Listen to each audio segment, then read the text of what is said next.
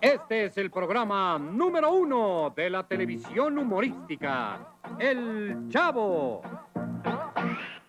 Pocos programas de televisión hispanohablantes han llegado a un nivel de popularidad comparable al Chavo del Ocho. Iniciado en 1973, la serie sobre el titular Chavo y sus travesuras en la vecindad en la que vivía rápidamente se convirtió en un emblema cultural, no solo en México, sino en toda Latinoamérica. Para el 75, se estimaba que el programa era visto por más de 300 millones de personas cada semana, y cada personaje, desde protagonistas como el Chavo y Don Ramón, a personajes secundarios como el profesor Girafales y Señor Barriga, eran amados y reconocidos por personas a lo largo de toda Latinoamérica. Pero no todo era color de rosa y laureles para los miembros del programa, ya que la única parte más conocida del Chavo del Ocho, aparte de sus personajes y escenas icónicas, es la cantidad de problemas legales que surgieron detrás de cámaras, con conflictos entre actores y Chespirito, con respecto a interpretaciones, permisos y derechos de autor, con casos que hoy en día son sujeto de debate en la conciencia popular y que presentan algunos de los casos de mayor perfil de conflictos de derechos de autor.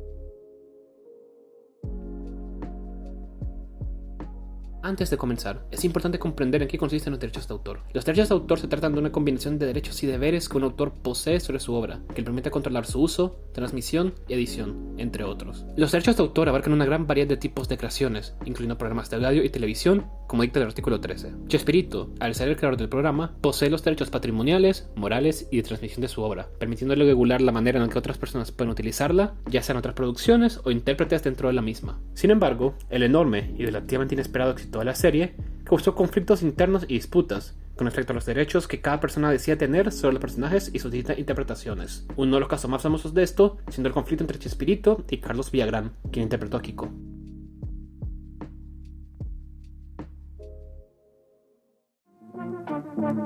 Con Carlos Villagrán como Kiko. En 1978, Carlos Villagrán, actor que hacía el papel de Kiko, deja el show de forma permanente, citando conflictos internos con Chespirito respecto a la autoría del personaje, diciendo que fue él quien hizo que el personaje fuera tan famoso, ya que para este punto Kiko era el personaje más icónico de la serie, según Villagrán. Él decía ser el autor del personaje, eso no, el autor soy yo y dueño del personaje. Kiko es un personaje de mi propiedad. Yo le pregunto a un juez, ¿de quién es esto, señor? Que pues es suyo, en todo caso es de Dios, no tiene por qué mi cara ser de Roberto Gómez Bolaños. Es obligación del actor revestir al personaje y aportar todo lo que pueda para que salga bien, pero eso no lo convierte en propietario del personaje, eso es una obligación del autor hacerlo bien. Sin embargo, como menciona el artículo 18 y el artículo 22, los derechos morales y patrimoniales pertenecen únicamente al autor original de la obra, por lo cual las cortes estuvieron al lado de Chespirito, lo cual significó que Villagrán no tenía derecho a usar el personaje de Kiko sin permiso de él. La gané muy fácilmente porque tenía yo, entre otras cosas, para un merchandising que se había organizado en Perú, nos pidieron la firma de todos los actores. Cuando digo nos, pidieron a mi hermano Horacio y a mí que manejaba. Entonces todos dijeron, sí, reconocemos que el autor es Roberto. Debido a esto, se vio forzado a hacer cambios al personaje para que fuera legalmente distinto, tales como cambiando su nombre a Kiko con K en lugar de su nombre original con Q, y cambiando su icónico atuendo de negro a colores distintos, con el objetivo de ser lo suficientemente diferente para no infringir los derechos de autor de Chespirito. Los shows que Carlos Villagrán hizo usando el personaje de Kiko con K a veces llegaron a tener muchos elementos similares al Chavo del Ocho, usando ideas muy similares como la madre protectora de Kiko y un amigo pobre con un diseño muy parecido al Chavo, pero siempre siendo lo suficientemente distinto para no causar problemas con los derechos de autor de Chespirito.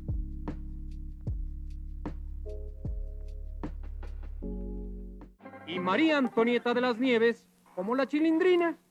Otro conflicto que iba a surgir con los derechos de autor del Chavo fue el caso de María Antonieta de las Nieves, actriz que interpreta a la Chilindrina. Incluso después de que el show original del Chavo del Ocho finalizó su transmisión, María Antonieta todavía sí usó a la Chilindrina en ciertos shows y comerciales, con el permiso de Chespirito, ya que bajo los derechos de autor, él debía autorizar el uso del personaje por terceros. Sin embargo, en el 95, cuando María Antonieta fue registrada los derechos de autor de un personaje que iba a usar para una serie, descubrió que Chespirito no había renovado los derechos de autor de ninguno de los personajes del Chavo del Ocho en los últimos 15 años, por lo que estos habían expirado y no se encontraron protegidos bajo derechos de autor. Tomando esta oportunidad, María Antonieta registró a la Chilindrina como un personaje bajo su autoría, lo que le dio a ella todos los derechos de autor sobre este. Y le dije, bueno, tú no quieres ser el Chavo, pero yo sí voy a seguir siendo la Chilindrina, porque yo le di mi vida a la Chilindrina.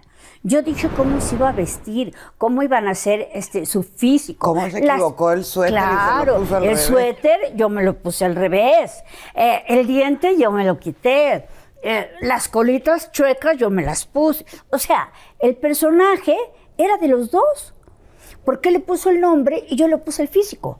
Esto llevó a un conflicto entre ella y Chespirito. En 2006, Cuando se crea la serie animada del Chavo del Ocho, se excluye el personaje de la Chilindrina, ya que, como dice el artículo 26, Chespirito hubiera tenido que pagarle regalías a María Antonieta al poseer ella los derechos sobre el personaje. Con la muerte de Chespirito en 2014, los derechos de autor del resto de los personajes y de toda la serie El Chavo del Ocho caen en sus herederos, quienes tendrán estos durante 100 años tras la muerte del autor original, como explican los artículos 26 y 29 respectivamente. La familia de Chespirito, con los derechos de distribución, llevaron a que se detuvieran las emisiones de los capítulos viejos de la serie, al terminar su contrato con Televisa y no llegar a un acuerdo con respecto al precio que el canal debería pagarles para obtener de vuelta los derechos de transmisión.